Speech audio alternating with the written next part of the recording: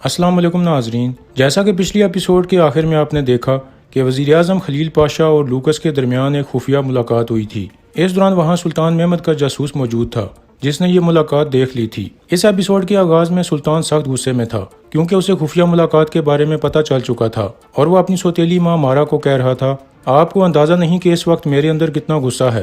یہ سن کر مارا کہتی ہے، فی الحال تمہیں اسے قریب رکھنا چاہیے، تم اس کی لاپرواہی کا فائدہ اٹھا سکتے ہو۔ یہ سن کر سلطان محمد خاموش ہو جاتا ہے۔ اس کے بعد رات کے وقت وہ اپنے کچھ خاص آدمیوں کو خلیل پاشا کے گھر میں بھیج دیتا ہے، جو خلیل پاشا کو کہتے ہیں کہ سلطان نے فوراً تمہیں محل میں بلایا ہے۔ خلیل پاشا کچھ پریشان ہو جاتا ہے اور کہتا ہے، ذرا رکو میں تیار ہو کر آتا ہوں۔ یہ کہہ کر وہ اندر چلا جاتا ہے۔ اندر جا کر وہ سکوں کا ایک صندوق کھولتا ہے اور ایک تھیلی میں سکے بھرنے لگتا ہے۔ کچھ دیر بعد وہ سلطان کے محل میں پہنچ جاتا ہے اور جھک کر سلام کرتا ہے، پھر وہ سکوں کی تھیلی آگے کر دیتا ہے تو سلطان محمد پوچھتا ہے، یہ کیا لے کر آئے ہو؟ خلیل پاشا کہتا ہے، جب آدھی رات کو سلطان بلاتے ہیں تو تحفے لے کر جانے کا رواج ہے۔ یہ سن کر سلطان محمد کہتا ہے، مجھے تمہارا سونا نہیں چاہیے پاشا، مجھے تمہارے کان چاہیے، کھڑے ہو جاؤ۔ خلیل پاشا کھڑا ہو جاتا ہے تو سلطان کہتا ہے، میں ابھی خواب سے جاگا ہوں، میں نے اپنے والد کو دیکھا ہے اور اپنے آباء و اجداد عثمان کو دیکھا ہے، انہوں نے مجھے آگے کا راستہ دکھایا اور وہ راستہ قسطنطنیہ جاتا ہے۔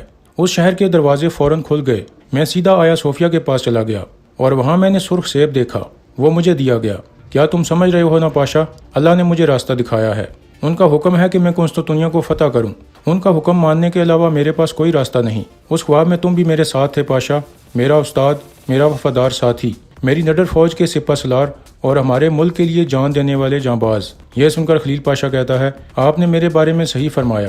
تو سلطان کہتا ہے، کیا اس کا مطلب یہ ہے کہ آپ میرے ساتھ ہیں؟ تو خلیل پاشا خاموشی سے سلطان کو دیکھنے لگتا ہے۔ اس کا مطلب تھا کہ وہ نہ چاہتے ہوئے بھی سلطان کی حمایت کرے گا اور یہی سلطان محمد چاہتا تھا، کیونکہ خلیل پاشا عثمانی حکومت کا دوسرا سب سے بڑا طاقتور آدمی تھا۔ اس لیے قسطنطنیہ کو فتح کرنے کے لیے نوجوان سلطان کو اس کا پورا ساتھ چاہیے تھا۔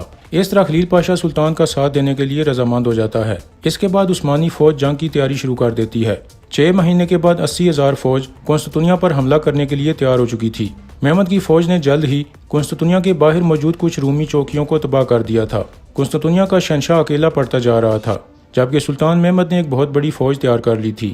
ایک دن سلطان محمد کے دربار میں ایک آدمی اپنے نوجوان بیٹے کے ساتھ پہنچتا ہے تو سلطان کہتا ہے، تمہاری شہرت کے بارے میں پتہ چلا ہے اوربان، سنا ہے کہ تم بڑے توپ ہو۔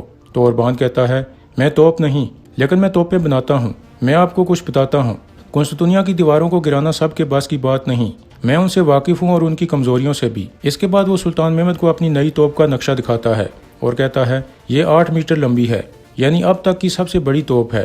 سلطان پوچھتا ہے، کیا تم اسے بنا سکتے ہو؟ تو اوربان کہتا ہے، جی سلطان، میں آپ کو بتاؤں کہ یہ توپ 2.5 میٹر گولے کو بھی بآسانی سے داغ سکتی ہے، اس توپ کے سامنے وہ دیواریں نہیں ٹکیں گی۔ پھر سلطان پوچھتا ہے، تم ہنگری کے ہو اور عیسائی بھی، پھر تم نے اپنی نئی توپیں قسطنطنیہ کو کیوں نہیں دیں؟ تو اوربان کہتا ہے، دیکھیے ہر چیز کی ایک قیمت ہوتی ہے، قسطنطنیہ کا شہنشاہ وہ قیمت ادا نہیں کر پایا۔ اتنے میں اوربان کا بیٹا کہتا ہے، سچ یہ ہے کہ اس سرزمین پر آپ جیسا کوئی نہیں۔ یہ سن کر سلطان مسکراتے ہوئے پوچھتا ہے، یہ کون ہے؟ تو اوربان کہتا ہے، یہ میرا بیٹا جیکب ہے اور میرا شاگرد بھی، میرے علاوہ صرف یہی اکیلا ہے جو ان توپوں کے بارے میں جانتا ہے اور ایک دن یہ اس سے بھی بڑی توپ بنائے گا۔ پھر سلطان پوچھتا ہے، تو کیا قیمت لگائی ہے تم نے اس توپ کی؟ اوربان کہتا ہے، 10,000 ڈوکٹس۔ ناظرین، ڈوکٹس اس وقت کی کرنسی تھی۔ یہ سن کر سلطان کہتا ہے، تم تو صحیح معنوں میں توپ نکلے میرے دوست، اگر یہ توپ تمہارے دعوے کے مطابق قسطنطنیہ کی دیواروں کو اڑا سکتی ہے تو میں تمہیں اس کی 4 گنا زیادہ قیمت ادا کروں گا۔ یہ سن کر اوربان بہت خوش ہو جاتا ہے۔ پھر سلطان کہتا ہے، لیکن میری ایک شرط ہے کہ 3 مہینوں میں یہ توپیں تیار ہو کر جنگ کے میدان میں ہونی چاہیے۔ یہ سن کر اوربان تھوڑا پریشان ہو جاتا ہے۔ اس کے بعد توپوں کو بنانے کا کام شروع ہو جاتا ہے۔ اس دور میں کوئی سوچ بھی نہیں سکتا تھا کہ اتنی بڑی توپیں بھی تیار کی جا سکتی ہیں۔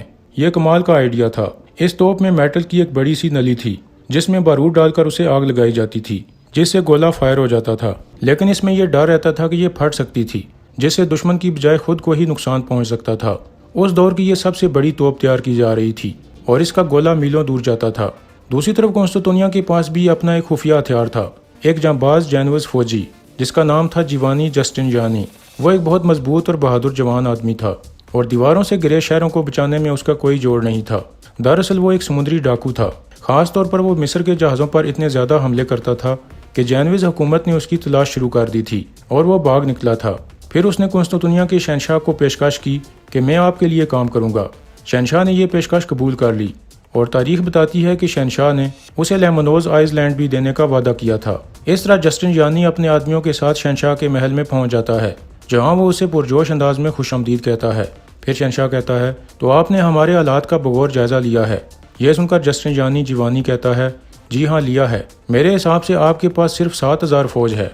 तो शहनशाह कहता है, हाँ कम तो है, पर मुझे उम्मीद है कि आपके साथ से हम उस्मानियों को हरा सकते हैं। मैं आपको ज़मीनी फ़ौज का सिपा सलार बना दूंगा। तो जीवानी कहता है, हमें 14 मीलों पर फैली दीवारों की हिफाजत करनी है शहनशाह। तो शहनशाह कहता है, हाँ, पर मैंने यूरोप के हर दोस्त मुल्क में पैगाम भेजा है। यूरोप की भेजी हुई फौजें किसी भी वक्त यहाँ पहुँच सकती हैं, उसके बाद हमारी ताकत बढ़ जाएगी। यह सुनकर जीवानी कहता है, माफ़ी चाहता हूँ, पर मेरे काम करने के तरीके में ये उम्मीद आपकी जान ले सकती है।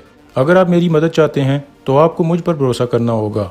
यह सुनकर शहनशाह कहता है, लॉर्ड जस्टिन यानी, इस शहर की किस्मत आपके हाथ में है। जस्टिन यानी खुश हो जाता है और फिर कहता है, हिम्मत रखिए शहनशाह, उस्मानियों को लंबी घेराबंदी पसंद नहीं है और हमारे पास ये लंबी खूबसूरत दीवारें हैं। दूसरी जानिब लूकस एक खुफिया जगह पर मौजूद था। इतने में उसकी खादमा वहाँ पहुँचती है और कहती है, जैसा कि आपको अंदाज़ा था सरकार, शहनशाह ने जैनविज फौजी को फौज का सिपा सलार बना दिया है। यह सुनकर लूकस सोच में पड़ जाता है। दूसरी तरफ उस्मानी फौज 236 किलोमीटर दूर कॉन्स्टेंटिनोपल को फतह करने के लिए रवाना हो जाती है। उस्मानी फौज एक जोरदार फौज थी। उनमें जो इत्तेहाद था वो यूरोपियन फौज में नहीं था। मेहमद की फौज में जो सबसे खूनख्वार जांबाज थे वो थे जानिसारी। बचपन में उन्हें ईसाइयों ने गुलाम बना लिया था। अब वो इस्लाम कबूल करके सुल्तान के सबसे भरोसेमंद दस्ते के जांबाज सिपाही थे। ये कभी भी पीछे नहीं हटते थे, हमेशा डटे रहते थे और लड़ने के लिए हमेशा तैयार रहते थे। ये फौज की रीढ़ की हड्डी बन चुके थे। 2 अप्रैल 1453 को उस्मानी फौज ईसाइयों के मुकद्दस दिन ईस्टर वाले दिन कॉन्स्टेंटिनोपल के सामने पहुंच चुके थे। सुल्तान मेहमद घोड़े से नीचे उतरकर कॉन्स्टेंटिनोपल की दीवारों को देखने लगता है, जहां से चर्च की घंटियों की आवाज़ें आ रही थीं। कॉन्स्टेंटिनोपल के लोग भी दीवारों पर चढ़कर उस्मानी फौज को देखने लगते हैं। क्या शानदार नज़ारा था। एक बहुत बड़ी फौज सामने खड़ी थी। उन सब को देखकर लोगों के दिल में दहशत पैदा हो गई।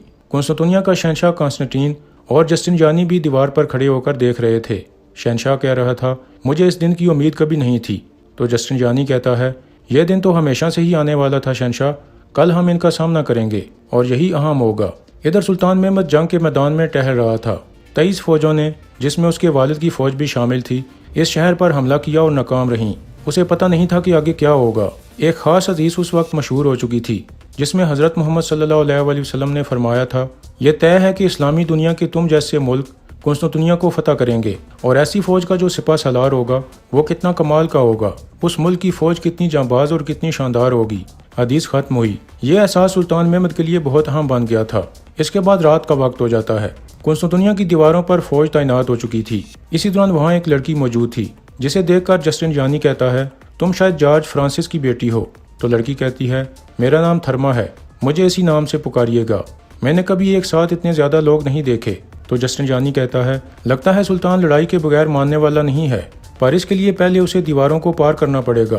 थर्मा कहती है, बहुत सारे लोग मारे जाएंगे। यह सुनकर जस्टिन यानी कहता है, पर मेरा मरने का अभी कोई इरादा नहीं है। इसके बाद 6 अप्रैल 1453 को सुल्तान मेहमद कॉन्स्टेंटिनोपल के शहनशाह को समझौते की आखिरी पेशकश करता है, क्योंकि उस वक्त की रवायात और इस्लामी इक़दार का यही तकाजा था, जिसके मुताबिक दुश्मन को समझौते का मौका देना चाहिए ताकि आगे होने वाले खून खराबे को रोका जा सके। इस तरह सुल्तान मेहमद के नुमाइंदे शहनशाह के सामने पहुंच जाते हैं और कहते हैं, हमारे सुल्तान इस शहर के बाशिंदों को छोड़ देंगे, वो अपनी ज़मीन जायदाद भी रख सकेंगे और इसके लिए आपको अपनी मर्जी से हार माननी होगी। कॉन्स्टेंटिनोपल के लोग अपनी दौलत अपने पास रख सकेंगे, कोई उसे लूटेगा नहीं। बदले में आपको अपने शहर के दरवाजे खोलने होंगे और हमारे सुल्तान का हाथ चूमना होगा। रोमन हुकूमत पर इसके बाद कब्जा होगा सुल्तान मेहमद का। यह सुनकर शहनशाह कॉन्स्टेंटीन हल्का सा मुस्कुराता है। दूसरी तरफ सुल्तान मेहमद शहनशाह के जवाब का इंतजार कर रहा था और कह रहा था, अभी पता चल जाएगा कि शहनशाह अपने शहर के लिए जान दे सकता है या नहीं। कुछ देर बाद नुमाइंदे वापस पहुंच जाते हैं और बताते हैं कि शहनशाह ने पेशकश ठुकरा दी सुल्तान। यह सुनकर सुल्तान फौरन कहता है, तोपें तैयार करो। सुल्तान की फौज बहुत पुरजोश हो जाती है, जबकि दूसरी तरफ जस्टिन यानी भी अपनी फौज के साथ तैयार खड़ा था। इधर सुल्तान के फौजी तोपों में बारूद भरना शुरू कर देते हैं ताकि कॉन्स्टेंटिनोपल की दीवारों पर बड़े बड़े गोले बरसा सकें और फिर सुल्तान हमले का हुक्म दे देता है, जिसके बाद सुल्तान मेहमद की तोपें गोले बरसाना शुरू कर देती हैं।